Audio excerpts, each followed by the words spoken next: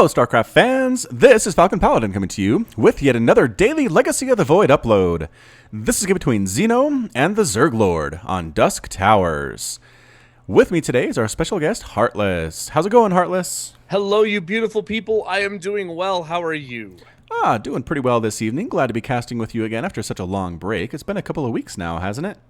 Yeah, unfortunately, it's just been so crazy with work and everything that it just takes a while to get there, you know what I mean? Oh, I totally understand. Full-time job, wife, kids, all that stuff. Life. Life in general. And if it's not that, it's usually school for other people, so. Indeed. All right, here we go on Dusk Towers. In the bottom side of the map, we have the red Protoss player. It is Xeno, representing Try Again. And spawning in the top right-hand corner as our blue Zerg, it is the Zerg Lord. All right, so neither of us know who the Zerg Lord is, but he posted a ton of replays to lotv.spawningtool.com recently, and we figured, hey, let's give him a shot. It looks like he has a pretty good ranking based on that loading screen there. I believe that did show as Masters, right? That was a Master level? This is Masters versus Masters. Okay, so Master versus Master here, a ZVP. My favorite matchup. What is your favorite matchup there, Heartless? ZVT. ZVT. Not ZVT, PVT. Oh, PVT. Okay. So we got half of that here. We got half of your favorite matchup in this match, but not quite 100%. Yeah, it's all right. That's okay. So Zerglord does go for the hatch first on the low ground here. It looks like, has Xeno seen that? No, Xeno hasn't seen that yet. He's going to send the probe on down the ramp to check to see, is there a base down here? And there is. So he gets that information just a little bit later. It looks like they're conversing in Spanish here. So the Zerglord is probably playing, what's the name of the server for that part of the world? Honestly, I don't know, but I know the map was called Torres Crepusculares. Right, that's what it showed up as, which is Dusk Towers in Spanish as far as we can tell thanks to Google. Anyway, Protoss player is going for the Nexus here after that gateway. Or was that a gateway or a Nexus first? Holy smokes, I need to pay more attention here. I believe that is actually Nexus first. Yeah, Nexus first into gateway, into double gateway here, and then double gas. So yeah, it's likely either going to be Adepts here or Stalkers coming out as soon as that Cybernetics core finishes and put some pressure on the Zerg player early.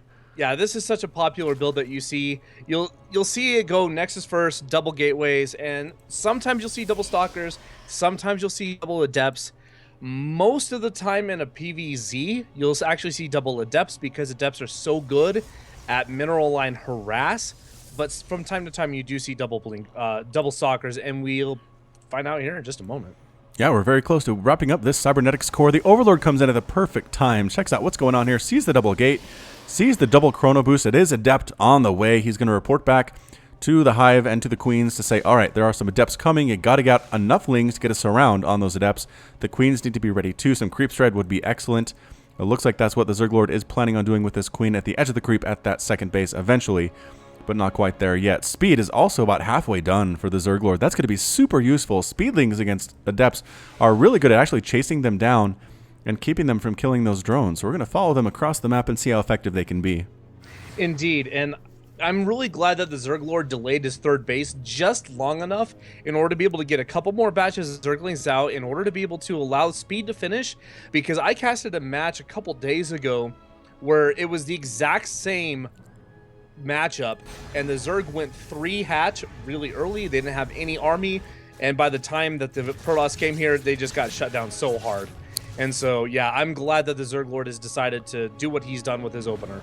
Yep, Speedlings are out. Queen's got some shots off. The Adept said, no, this is not the place for us. It's time to go back home. So well defended there by Zerglord. Is about 31 to 33 Harvesters right now compared to the Protoss player, and Xeno is actually chrono boosting out a Phoenix right now.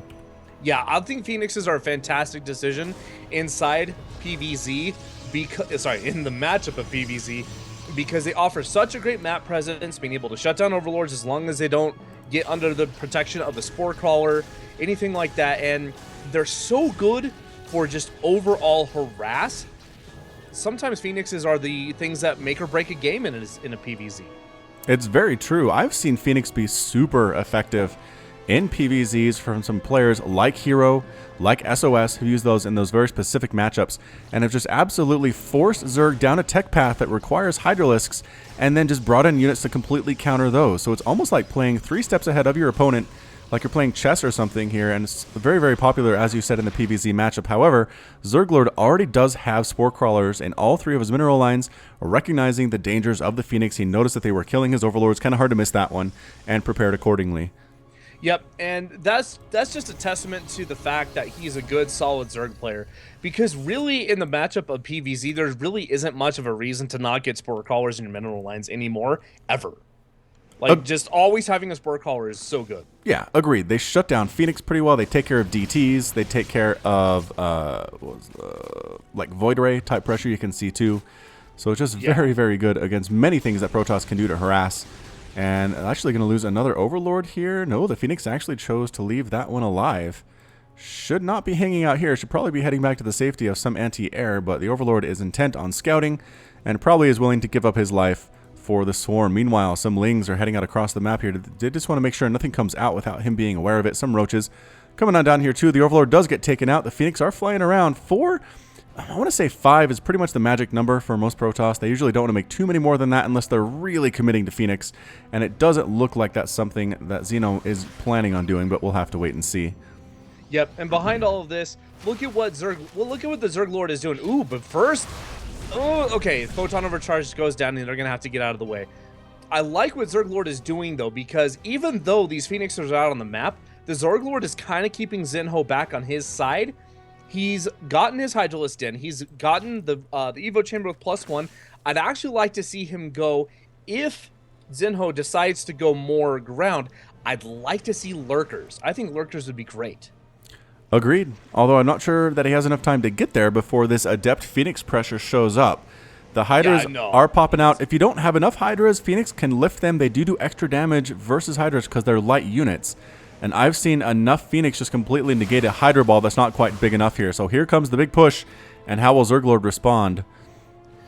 Well, the Hydras are about to pop, and he's got to make sure to keep all of his army alive and not keep... That was pretty scary, because if Zinho decided to fully on-engage there, his Roaches would have been apart from his Hydras, and I don't know if he would have been able to fully hold that or not. Yeah, agreed. A little bit lucky there. So here come the Hydras. Can they snipe off a couple of these Phoenix? No. Good reaction time by Xeno, getting the heck out of there with the Phoenix. More and more Adepts on the way. I'm not sure if Xeno is aware, but Adepts were recently a little bit nerfed. 22 damage versus Light instead of 23. Although, I guess in this matchup, it doesn't matter a whole lot. Can they get this Creep Tumor? No, they don't get the Creep Tumor. They're going to head right on up here. The Hydras and the Roaches have to decide if they want to attack the actual Adepts or the ones that are warp and trans-phasing into their main base. No, they cancel. The cancel there. The psionic transfer does not go through, and the Adepts are just making sure a 5th base doesn't pop up over here in this area. Yep, and man, I actually worry for Zinho here because that is so many Roaches and so many Hydras, but he's got to make sure not to lose anything to this attack from these Adepts that are coming right on in, striking the mineral line, getting a lot of drone kills. That's a really nice play by Zinho, but at what cost? He's losing all of his Adepts, and after he cleans this up, the Zerg Lord is still going to have 16 Hydras and 29 Roaches. This force is huge. And what does Zinho have to deal with this? 1 mortal, 1 immortal, 6 zealots, and a handful of Phoenix. That does not a defense make. Nope, he's trying to throw up some pylons for some photon overcharge, desperately trying to make that happen. There is enough energy for 4 of those from the Mothership Core, but here come some Lings. The Roaches are popping right on in. Hydra's coming right behind them. Zerglord smells blood. Can he pull this off? It looks like he might be able to. It is 191 to 27 total supply. 1 pylon goes down immediately. Another one getting focused down here too. All the Zealots are completely gone. There are some Archons, but they are just severely outnumbered. The Phoenix lifting what they can, but the Hydras, enough of them are on the ground to take those guys down. Phoenix start falling left and right here. Another one going down, and that's it. A GG from Xeno. Xeno defeated, Zerglord victorious, and Xeno has left the game. Just got flat out macroed. Yeah, I'd have to say he did. Completely out macroed. Also, just losing those Adepts for how many drones did he kill? 5? He only killed 5 drones the entire game. It wasn't enough. Definitely it not a wasn't fair enough exchange. to justify it. No, absolutely not. Although I'm not sure where he could have gone, just because he came up behind that mineral line. He tried to transfer out, but then I think enough Roaches were waiting for him down that ramp into the middle of the map that he decided not to go and stick around instead. Lost them all. The counterattack. Zerglord did smell that blood, came on in, crushed through, and took the game. Yep. Well played. Well played indeed. All right, so that's it from us. This has been Falcon Paladin and Heartless with yet another daily Legacy of the Void upload. You can find me on Twitter and Facebook, both at /Falcon Paladin. You can find Heartless at HeartlessSC on Twitter, Twitch, Facebook. And do you have a fourth one I always forget about? Twitter, Twitch, Facebook.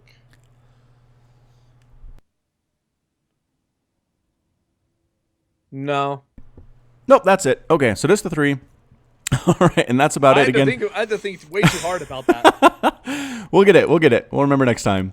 And until next time, as always, thanks so much for watching, and you guys take care of yourselves.